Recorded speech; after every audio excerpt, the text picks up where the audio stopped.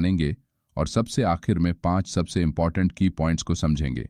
Number 1, 1:1 risk reward ratio. इस chart को अगर आप ध्यानपूर्वक देखेंगे तो यहाँ नीचे और ऊपर की तरफ 2 सपोर्ट लाइन बनी हुई आपको नजर आएगी। प्राइस एक छोटे से कंसोलिडेशन जोन को एक स्ट्रॉन्ग बुलिश कैंडल के साथ ब्रेक करके ऊपर आई है, जिससे चार्ट पर एक बाइंग साइड में लॉन्ग ट्रेड सेटअप बन गया है। कुछ नए ट्रेडर इस हैमर कैंडल के क्लोजिंग के बाद रेजिस्टेंस लाइन को अपना प्रॉफिट टारगेट मानते हुए लोअर सपोर्ट लाइन के नीचे अपना स्टॉप लॉस प्लेस करेंगे और ट्रेड में एंट्री कर लेंगे। यहां जितने पॉइंट का टारगेट है उतने ही पॉइंट का स्टॉप लॉस लगा हुआ है। इस टाइप के trade setup 1:1 risk to reward ratio की कैटेगरी में आते हैं। इस रिस्क रिवॉर्ड रेशियो में प्रॉफिटेबल ट्रेडर बनने के लिए आपकी ट्रेडिंग एक्यूरेसी 50% से ज्यादा होनी चाहिए। इसका मतलब अगर अपन दिन भर में 10 बार ट्रेड लेते हैं तो उनमें से कम 5 ट्रेड में आपको प्रॉफिट कमाना होगा, नहीं तो दिन के आखिर में आप लॉस में ही रहेंगे और ऊपर से जो ब्रोकरेज का खर्चा होगा उसे खुद की जेब से भरना पड़ेगा।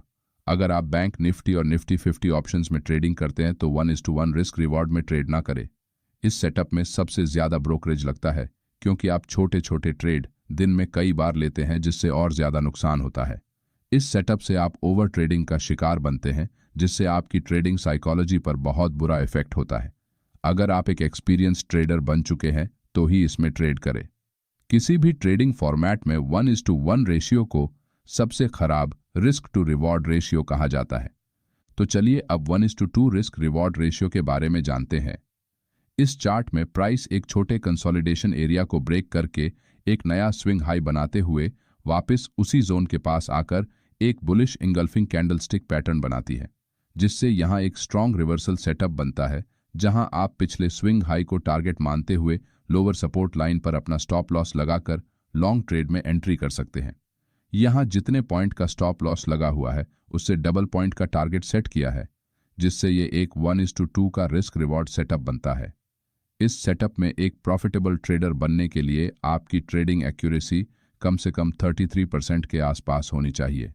इसका मतलब आपके 10 में से 3-4 ट्रेड में आपको अपना प्रॉफिट टारगेट हिट करना होगा। अगर आप एक डे ट्रेडर है और ऑप्शंस में ट्रेड करते हैं तो ये सेटअप आपके लिए सबसे प्रॉफिटेबल साबित हो सकता है। इस सेटअप का इस्तेमाल करके आप स्कैल्पिंग ट्रेड कर सकते हैं, क्योंकि इंट्राडे में अगर आप 10 ट्रेड में एंट्री करते हैं और अपने profit target and stop loss नियमों को स्ट्रिक्टली फॉलो करते हैं और आपके 10 ट्रेड में से सिर्फ 3 ट्रेड में भी आपने अपना प्रॉफिट टारगेट हिट किया, फिर भी आप प्रॉफिटेबल ट्रेडर बन सकते हैं। इस रिस्क रिवॉर्ड सेटअप का इस्तेमाल ट्रेडिंग के दौरान किसी भी टाइम फ्रेम में आप कर सकते हैं, लेकिन इस सेटअप में आपको अपने इमोशंस को काबू में रखना आना चाहिए, क्योंकि मार्केट कभी भी आपके प्रॉफिट टारगेट को सीधी रेखा में हिट नहीं करेगा। आपकी ट्रेड एंट्री के बाद आपको डराने के लिए प्राइस कभी ऊपर जाएगी तो कभी नीचे आएगी। उस वक्त आपको अपने स्टॉप लॉस पॉइंट पर स्टिकअप रहना होगा, तभी आप इस सेटअप को सही तरीके से इस्तेमाल कर सकेंगे।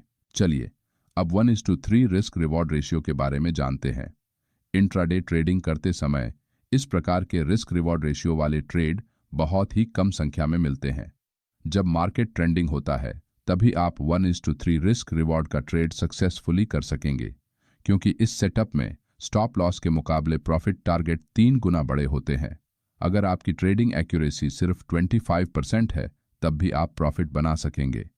जो लोग स्विंग ट्रेडिंग करते हैं उनके लिए ये सबसे बढ़िया सेटअप होता है। अगर आप मार्केट में नए हैं और अपने इमोशंस पर कंट्रोल करने में आपको परेशानी होती है तो आप इस प्रकार के सेटअप में ट्रेलिंग स्टॉप लॉस लगाकर पार्शियल प्रॉफिट बुकिंग करके कुछ क्वांटिटी बड़े प्रॉफिट टारगेट के लिए रख सकते हैं, जिससे ट्रेड होल्ड करने में आपको आसानी होगी। अब कुछ इंपॉर्टेंट की पॉइंट्स के बारे में समझते हैं। पॉइंट 1, अगर आप ऑप्शंस में 5 मिनट से कम टाइम फ्रेम में ट्रेड करते हैं तो 1:2 रिस्क रिवॉर्ड रेशियो आपके लिए सबसे अच्छा होता है।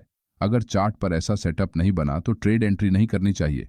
पॉइंट 2, अगर आप स्विंग ट्रेडिंग करते हैं तो 1:2 और 1:3 रिस्क रिवॉर्ड रेशियो का इस्तेमाल करें।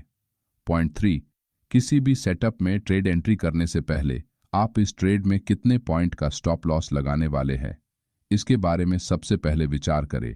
स्टॉप लॉस के मुकाबले प्रॉफिट टारगेट अगर बड़ा है तभी ट्रेड एंट्री करें।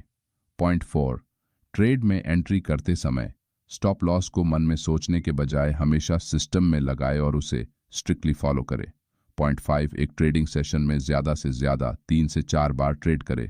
अगर लगातार 3 बार आपका स्टॉप लॉस हिट होता है तो उस दिन और आगे ट्रेडिंग ना करें।